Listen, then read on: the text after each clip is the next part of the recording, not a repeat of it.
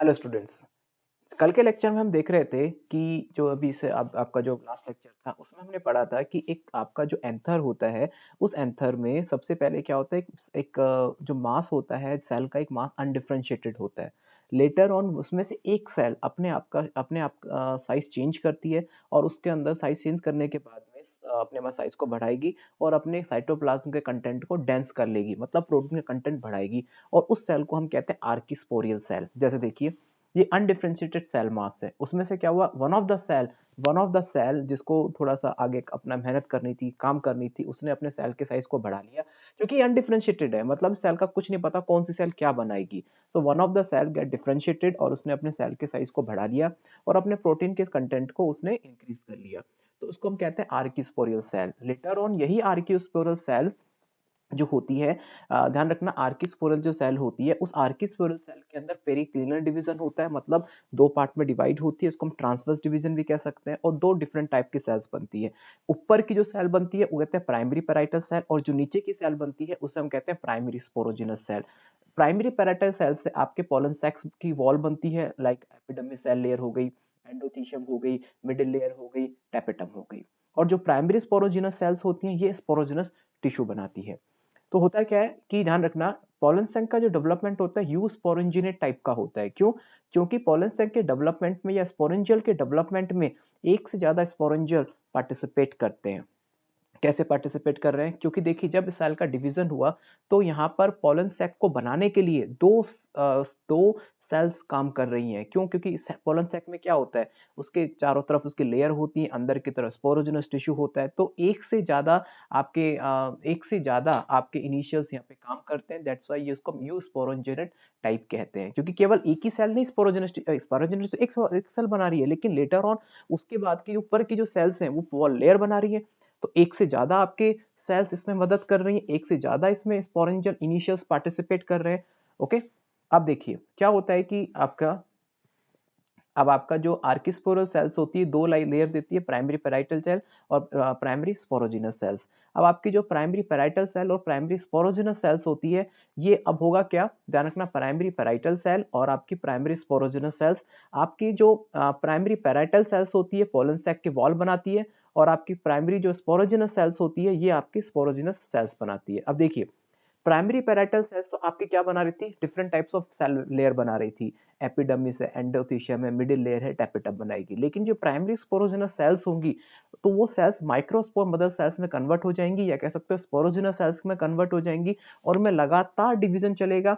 और लगातार डिवीजन होने के बाद में यहाँ पे देखेंगे लगातार डिवीजन चलेगा और उस तरीके से ये फर्दर स्पोर्स बनाती है। देखिए ये आपकी दो सेल्स बनी थी जब भी पेरिक्लिनल डिवीजन हुआ था, तो उससे जो ऊपर की सेल थी तो प्राइमरी पैराइटल सेल्स थी और जो नीचे की सेल्स थी ये थी प्राइमरी स्पोरोजिनस सेल्स। ये प्राइमरी स्पोरोजिनस सेल्स में क्या होता है, लगातार माइटोटिस डिवीजन चलता है। देखिए माइटोटिस क्यों चलेगा, क्योंकि प्राइमरी स्पोरोजिनस सेल्स तो क्या होती है आपकी डिप्लॉइड होंगी, क्योंकि इसी में तो मियोसिस होकर चार डिफरेंट माइक्रोस्पोर्स बनेंगे। तो प्राइमरी स्पोरोजिनस सेल्स है, इसमें माइटोटिस डिवीजन चलेगा और इसमें माइक्रो जब इसमें डिवीजन चलेगा तो इससे बनती है स्पोरोजिनस सेल्स और यही स्पोरोजिनस सेल्स ही क्या बनाती हैं, स्पोरोजिनस टिश्यू। और यही sporogenous cells later on microspore mother cell का फंक्शन करती हैं। अगेन सुनिएगा, दो पार्ट में डिवाइड हो गई, प्राइमरी पैराइटल सेल और primary sporogenous sales. Primary sporogenous sales होंगी, यही लेटर ऑन डिवाइड होती है, माइटोटिस डिवीजन होगा, अपने सेल्स का अपना नंबर बढ़ाएगी, तो यही प्राइमरी स्पोरोजिनस सेल्स में कन्वर्ट होंगी और एक सारी स्पोरोजिनस सेल्स मिलकर एक टिश्यू का फॉर्मेशन करती हैं। लेटर ऑन ये स्पोरोजिनस सेल्स ही माइक्रोस्पोर मदर सेल का काम करेंगी।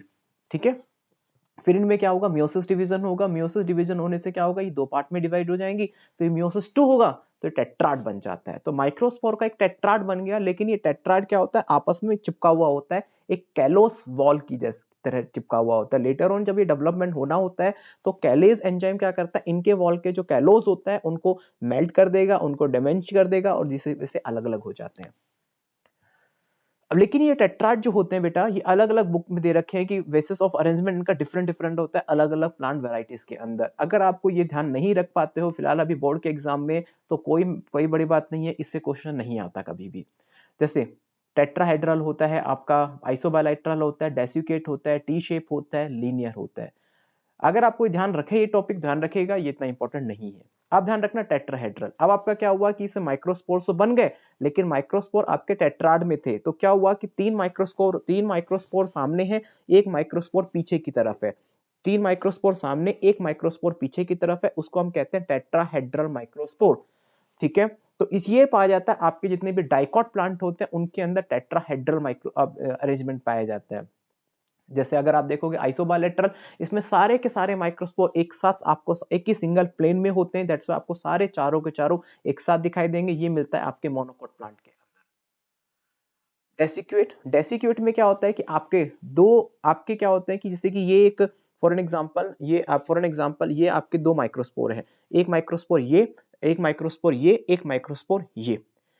फिर क्या होता है कि इनके राइट प्लेन पे दो माइक्रोस्पोर इधर आ जाते हैं, तो एक माइक्रोस्पोर ये, एक माइक्रोस्पोर ये, तो ये दो 90 डिग्री के एंगल पे माइक्रोस्पोर का अरेंजमेंट होता है, दो माइक्रोस्पोर ये और दो माइक्रोस्पोर ये। आप समझिएगा, दो माइक्रोस्पोर, दो माइक्रोस्पोर इधर और दो माइक्रोस्पोर इधर, तो 90 डिग्री के ऊपर ये दो माइक्रोस्पोर अपने आप को सेट करते हैं। तो अगर आप देखिए दो इस तरह से दिखाई दे रहे हैं, मतलब आप देखोगे दो सामने हैं और दो इधर की तरफ है, इसके राइट एंगल में मतलब 90 डिग्री पे, तो आपको कितने दिखाई देंगे, दो ये और एक ये, तो तीन देखिए, फिर आप देखिए आपको इस तरह से डिवाइड हो गए, तो जिस तरह से डिवाइड हो गए, जो सामने एक दो ये और एक आपको ये तीन, तो तीन सामने दिखाई देंगे, एक चौथा उसके पीछे की तरफ है, डेसिकेट कहते हैं। लेकिन ये आपको ध्यान रखने की रिक्वायरमेंट नहीं है। तीसरा आता है टी शेप। टी शेप कैसा होता है, ऐसे होता है टी, तो दो इधर दो इधर, ये टी शेप लीनियर अरेंजमेंट होता है। ठीक है, मतलब दो ट्रांसफर्स होंगे और ट्रांसफर्स दो होंगे और दो लीनियर अरेंज में होंगे। चौथा होता है पांचवा होता है लीनियर। सारे माइक्रोस्पोर के टेट्राड एक दूसरे के लीनियरली अरेंज होते हैं, तो उसको हम टेट्राड कहते हैं। अब ध्यान रखिएगा, फिर मैं बता देता हूं, आपके माइक्रोस्पोर मदर सेल्स जो थी उनमें माइक्रोस्पोर मदर सेल्स जो थी उनके अंदर जो म्यूसिस हुआ तो चार माइक्रोस्पोर बने, चार टेट्राड बने। ये टेट्राड अलग अलग तरीके से अलग अलग प्लांट के अंदर अरेंज रहते हैं। किसी में टेट्राहेड्रल है, किसी के अंदर डेसिक्यूट है, किसी के अंदर लीनियर है, किसी में टी शेप है, किसी में आइसोबायलैटरल है। इनकेस अगर आपको ध्यान रहता है तो ध्यान रखिए, नहीं ध्यान रहता तो मत ध्यान रखिए।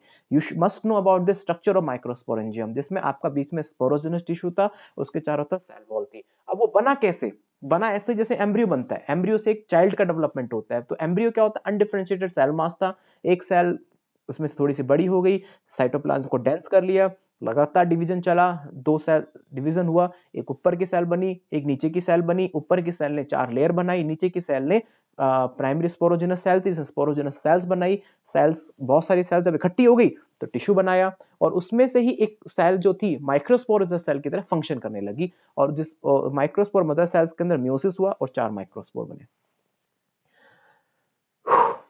कैलोस वॉल ध्यान रखना, माइक्रोस जो कैलोस वॉल होती है, कैलोस क्या होता है, माइक्रोस्पोर के टेट्राड को आपस में चिपकाए रखती है, और ये कैलेज एंजाइम जब उनको अलग अलग करता है तो माइक्रोस्पोर आपस में फ्री होते हैं। और जब कब फ्री होते हैं, जनरली जब इनको क्या होता है कि जब इनका पोलन ग्रेन का डेवलपमेंट होना होता है, जब इनको बाहर निकलना होता है, जब पोलन ग्रेन का डेवलपमेंट हो रहा होता है, जब ये आपस में फ्री होते हैं। तो क्या होगा, जब ये पोलन ग्रेन का डेवलपमेंट हो रहा होगा तो होता है क्या है कि इसमें से टैपेटम क्या करता है, इसके ऊपर पोलिनिन का सिक्रेशन कर देता है। ठीक है, जैसे ये फॉर एन एग्जांपल एक पोलन ग्रेन है। ठीक है, एक पोलन ग्रेन है। अब पोलन ग्रेन में पोलन ग्रेन, ये पोलन ग्रेन, अब मान के चलो इसके ऊपर क्या किया इसने, स्पोरोपोलिनिन का सिक्रेशन कर दिया। अब जैसे इसके ऊपर स्पोरोपोलिनिन का सिक्रेशन कर दिया तो मतलब स्पोरोपोलिनिन का सिक्रेशन करते क्या हुआ, ये एक्साइन बन गया। तो ये देखिए ये इसका एक्साइन है और ये अंदर के इसमें गैमेट्स होते हैं। तो क्या हुआ, देखिए इसका साइज बढ़ गया, तो वही लिखा हुआ है, जैसे माइक्रोस्पोर इंक्रीज होते हैं साइज में और मतलब राउंड शेप हो जाते हैं, इस स्टेज में इसको हम पोलन ग्रेन कहते हैं। तो क्या हुआ, माइक्रोस्पोर के ऊपर जैसे एक्साइन बना तो पोलन ग्रेन का साइज बढ़ गया, और इसी को ही हम क्या कहते हैं, पोलन ग्रेन कहते हैं। Pollen grain remain freely scattered इन माइक्रोस्पोरेंजियम। मतलब एक बार आप देखिए माइक्रोस्पोर अलग अलग हो गए, उनके चारों तरफ एक्साइन का फॉर्मेशन हो गया, क्योंकि देखिए डेवलप अलग अलग पोलन ग्रेन को जब डेवलप होना है तो माइक्रोस्पोर से तो अलग अलग चारे टेट्राड को तो अलग अलग होना ही पड़ेगा। अब जब अलग अलग हुए तो चारों तरफ क्या हुआ, इनके एक्साइन का फॉर्मेशन हो गया, तो ये फ्री है। अब ये फ्री है, अब फ्री होने के बाद में ये कभी भी बाहर जा सकते हैं। ओके, अब जैसे as a anther mature and dehydrate, जैसे ही एंथर मैच्योर हो चुका होता है तो मैच्योर होते हुए सारा का सारा वाटर उसमें से निकल जाता है और वो डिहाइड्रेट हो जाता है, और जिससे क्या होता है माइक्रोस्पोरेंजियम, जो माइक्रोस्पोर होते हैं वो एक दूसरे से अलग अलग होते हैं और पोलन ग्रेन में डेवलप हो जाते हैं। ध्यान रखना, जैसे ही एंथर मैच्योर होता है और डिहाइड्रेट शुरू होना होता है, वैसे ही माइक्रोस्पोर अलग अलग होकर पोलन ग्रेन में डेवलप होता है। ये मतलब साइमल्टेनियसली रिएक्शन चलता है, फटाफट डिहाइड्रेशन होता है और फिर उसके बाद में पोलन ग्रेन में डेवलप होते हैं माइक्रोस्पोर। अब जैसे ही क्या होता है, एक माइक्रोस्पोरेंजियम के अंदर देखिए स्पोरोजेनस टिश्यू है, तो उस टिश्यू में न जाने कितनी सारी सेल्स है और हर सेल माइक्रोस्पोर मदर सेल का काम कर रही है। तो अगर हर सेल माइक्रोस्पोर मदर सेल बनाएगी तो हर सेल, ध्यान रखना, बहुत सारे माइक्रो पोलन ग्रेन का फॉर्मेशन करेगी। तो अब यहाँ देखोगे ये वही है, जैसे कि यंग एंथर है, ये ट्रांसफर सेक्शन है, ये माइक्रोस्पोरेंजियम का एक लेयर्स हैं जो उसके चारों तरफ लेयर है और अंदर की तरफ इसके स्पोरोजेनस टिश्यू है। ठीक है, ये देखिए डेसेंसी ऑफ द एंथर। यहाँ पे देखिए, यहाँ पे क्या हुआ कि इसकी एपिडर्मिस और एंडोडर्मिस ये दोनों क्या हुई, डेसेंस हो गई और सारे पोलन ग्रेन क्या हुआ, बाहर की तरफ आ गए। टैपेटम मिडिल लेयर है, ये पूरी की पूरी एब्सॉर्ब हो गई। पॉलिनियम क्या होता है, अब ये दो तीन वर्ड्स हैं। पॉलिनियम क्या होता है, पॉलीस्पोरी क्या होता है, अगर आपको ध्यान रखता है तो ध्यान रखिएगा, otherwise they are not a much important. पॉलिनियम क्या होता है कि कई बार क्या होता है, जितने भी पॉलन ग्रेन होते हैं आपस में यूनाइटेड होकर सेल से बाहर आते हैं, मतलब पॉलन ग्रेन से बाहर आते हैं आपस में यूनाइटेड होकर, जैसे कि कैलाट्रोपिस और ऑर्किड। तो ये देखिए, ये सारे पॉलन ग्रेन है, ये आपस में एसोसिएट होकर एक साथ ही आउटर इन्वायरमेंट में आते हैं, जिसको हम पॉलिनियम कहते हैं, यूनाइटेड होकर बाहर आते हैं। वैसे होता पॉलीस्पोरी। पॉलीस्पोरी में क्या होता है, फॉर एन एग्जांपल चार पोलन ग्रेन का टेट्राड है, दूसरे चार पोलन ग्रेन का टेट्राड है, ये आपस में मिक्स होके 8 पोलन स्पोर का स्ट्रक्चर बनाते हैं, जिसको हम पॉलीस्पोरी कहते हैं। जैसे कि ड्रोसिरा है, ट्राइफी है, जिसमें क्या होता है बहुत सारे पोलन के टेट्राड आपस में फ्यूज होके एक कंपाउंड पोलन ग्रेन बनाते हैं। अब जैसे देखिए, 4 माइक्रोस्पोर थे, एक टेट्राड में प्रेजेंट थे, 4 माइक्रोस्पोर दूसरे टेट्राड में प्रेजेंट है, ये आपस में मिक्स हो गए तो क्या हुआ, कंपाउंड पोलन ग्रेन का स्ट्रक्चर बनाया। यही कंपाउंड पोलन ग्रेन, तो देखिए 4 इसमें, तो देखिए ऐसे 4 8 हो गए, हो सकता है कि 4 4 4 3 बार जुड़ जाएं, तो ऐसे वैरायटी ऑफ स्ट्रक्चर ये बना सकते हैं, सो कंपाउंड पोलन ग्रेन कहते हैं। तो पॉलीस्पोरी इसको हम कह सकते हैं। अब आपके मन में क्वेश्चन होगा कि सर ये तो आपका पॉलिनियम भी तो पॉलीस्पोरी हो सकता है। बिल्कुल, पॉलिनियम भी पॉलीस्पोरी ही होता है, आपका पॉलिनियम भी क्या होता है, पॉलीस्पोरी ही होता है। ठीक है, अब आता है कि एंथर की डेहिसेंसी कैसे होती है। तो ध्यान रखना कि जब एंथर जब फटना होता है तो वो एंडोथीशियम, देखिए मिडिल लेमेला और टैपेटम तो गायब हो गए, अब फटेगा कहां, सबसे पहले एपिडर्मिस एंडोडर्मिस। देखिए अब एंडोथीशियम फटेगी और एपिडर्मिस फटेगी। एपिडर्मिस वैसे पतली होती है, एंडोथीशियम थोड़ी सी थिक होती है। तो क्या होता है, एंडोथीशियम के कुछ ऐसे पोर्शन होते हैं जो थिक होते हैं, जहां पे इसको हम स्ट्रोनियम सेल्स कहते हैं। ये स्ट्रोनियम सेल्स इस चीज में मदद करते हैं। तो क्या होता है, जैसे ही एंथर मैच्योर होता है तो टैपेटम और मिडिल लेयर गायब हो जाती है और वहां पे एपिडर्मिस और एंडोथीशियम को कट करके पोलन ग्रेन बाहर आते हैं। देखिए जो मैंने बताया था, एंडोथीशियम के प्लेस पे ये बाहर आते हैं, जो स्ट्रोनियम सेल्स होती है। मतलब कुछ जगह एंडोथीशियम की सेल्स बहुत ज्यादा पतली होती है, जिसको हम स्ट्रोनियम सेल्स कहते हैं। और ड्राई सीजन के अंदर पॉलिनेशन सबसे हाई होता है, क्योंकि पॉलन्स आसानी से बाहर आ सकते हैं। अब यहाँ पे डिफरेंट वैरायटीज मेथड के थ्रू यहाँ पे एंथर की डेहिसेंस हो सकता है, जैसे कि ट्रांसवर्स है, लॉन्गिट्यूडिनल है, पोरस है, सेप्टल है। ट्रांसवर्स कैसे होगा, देखिए मान के चलो कि ये आपका कोई भी, इसके एग्जांपल ध्यान रखने की जरूरत नहीं, even this topic is also is not much important.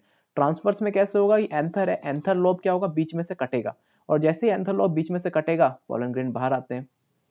Longitudinal में क्या होता है कि एंथर की जो लोब है ये लॉन्गिट्यूडिनली डिवाइड होते हैं, ट्रांसवर्स में 180 पे डिवाइड हो रहे थे, ओके, लॉन्गिट्यूडिनल में 90 डिग्री पे डिवाइड हो रहे एंथर लोब, तो आपके पोलन ग्रेन बाहर आते हैं। पोर में क्या होता है कि एंथर के ऊपर पोर बन जाते हैं और पोर में से पोलन ग्रेन बाहर आते हैं, तो उसको हम पोर कहते हैं। सेप्टा में क्या होता है, देखिए सेप्टा में क्या होता है, जगह जगह यहाँ पे सेप्टा बन जाते हैं, और सेप्टा क्या होता है, पतली सी लेयर होती है। इस सेप्टा को, जैसे कि एंडोथीशियम मोटी होती है, ठीक है, तो उसमें क्या होता है, आप उसमें क्या होता है, जहां जहां पोलन ग्रेन को बाहर आना होता है तो वहां पे सेप्टा बना लेते हैं पतले पतले, और जैसे ही उस पोलन सेप्टा को तोड़कर वो पोलन बाहर आता है। तो ये हमारा था स्ट्रक्चर बेसिकली चीजें। अब देखिए जो हमने पढ़ा, एक बार फिर ध्यान रख लीजिए, हमने पढ़ा स्ट्रक्चर ऑफ माइक्रोस्पोरेंजियम क्या होता है, माइक्रोस्पोरेंजियम का स्ट्रक्चर क्या है, माइक्रोस्पोरेंजियम के स्ट्रक्चर के बाद माइक्रोस्पोरेंजियम का फॉर्मेशन कैसे होता है, स्पोरोजिनस टिश्यू क्या होता है, इसके अलावा स्पोरोजिनस टिश्यू के अलावा सेल वॉल क्या होती है, सबका फंक्शन क्या है, माइक्रोस्पोर कैसे बनते हैं, कैसे अरेंज होते हैं, टेट्राड स्ट्रक्चर्स क्या है, पॉलीस्पोरी क्या है, पॉलिनियम क्या है, इनकी डाइसेंसी कैसे होती है, ये हमने पढ़े। इसमें फिलहाल टॉपिक में structure of microsporangium is much important, इसके अलावा और other structures they are not equally important. Okay, चलिए फिर हम मिलेंगे आपके नेक्स्ट लेक्चर में कल। धन्यवाद।